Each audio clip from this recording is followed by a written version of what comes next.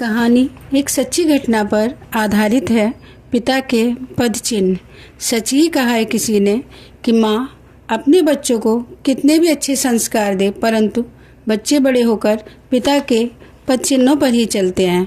यह कहानी एक महिला की है जिसके पति में झूठ बोलना, धोखा देना, षड्यंत्र रचना, धूम्रपान करना, शराब पीना आदि अनेकों अवगुण थे, परंतु अपने बच्चों को उसने अच्छे संस्कार देकर परवरिश करने का पूरा प्रयास किया।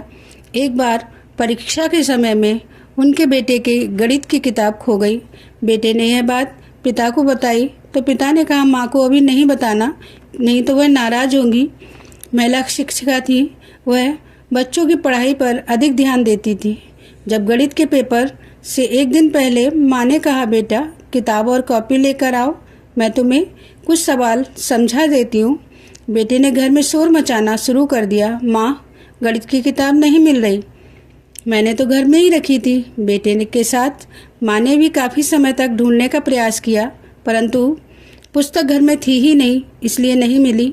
जब दूसरे दिन परीक्षा देकर बेटा घर आया तो माँ ने बड़े प्यार से बेटे से पूछा, क्या सच में किताब घर में ही खो गई थी? बेटे ने सब कुछ सही सही बता दिया और कहा, माँ सब कुछ बहन को भी पता है।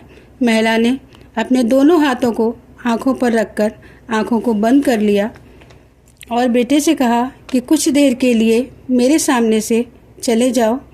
उसे पेपर खराब होने का अफसोस नहीं था, उसे दुख इस बात का था कि आज उसके बेटे ने अपने पिता के दो अवगुणों को सीख लिया था। पहला, झूठ बोलना और उस झूठ को छुपाने के लिए षड्यंत्र करना। उस दिन के बाद उसका विश्वास सभी से खत्म हो गया।